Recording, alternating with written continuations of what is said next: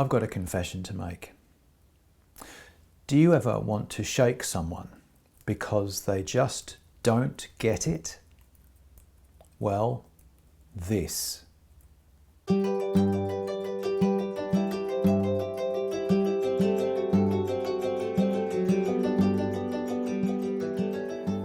I really wish people would read this chapter and take its contents to heart.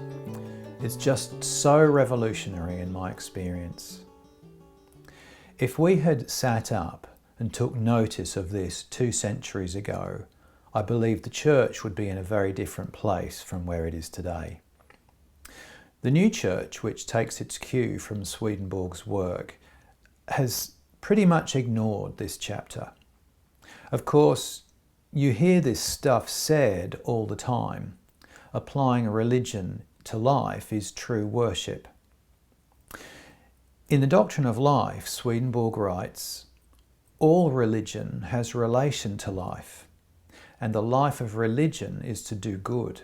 It's even in capital letters.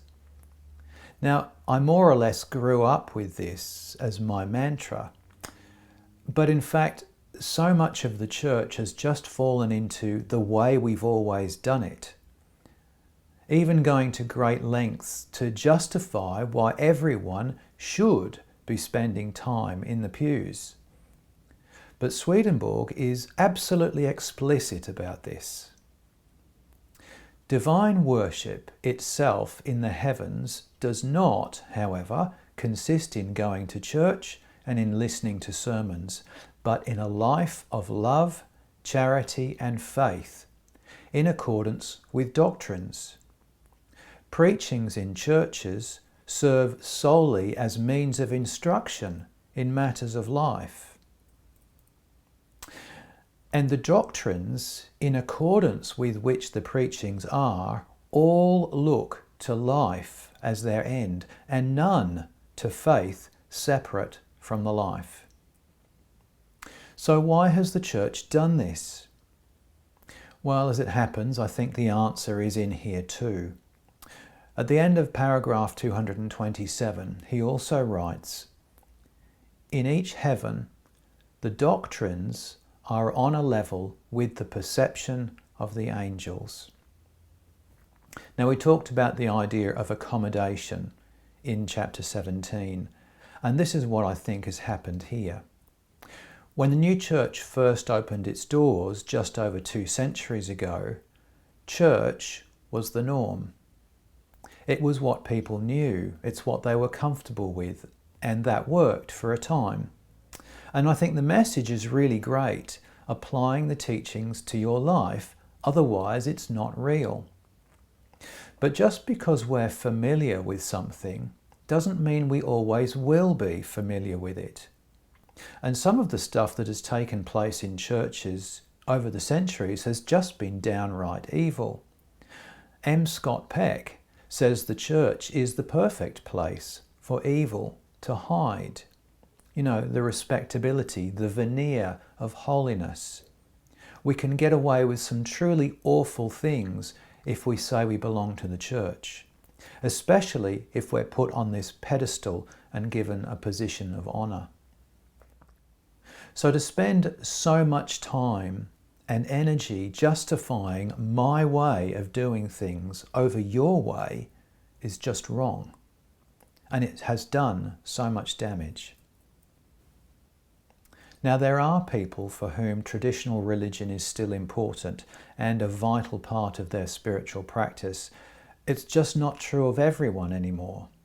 And there's no reason that it should be true other than it happens to suit the people who push it.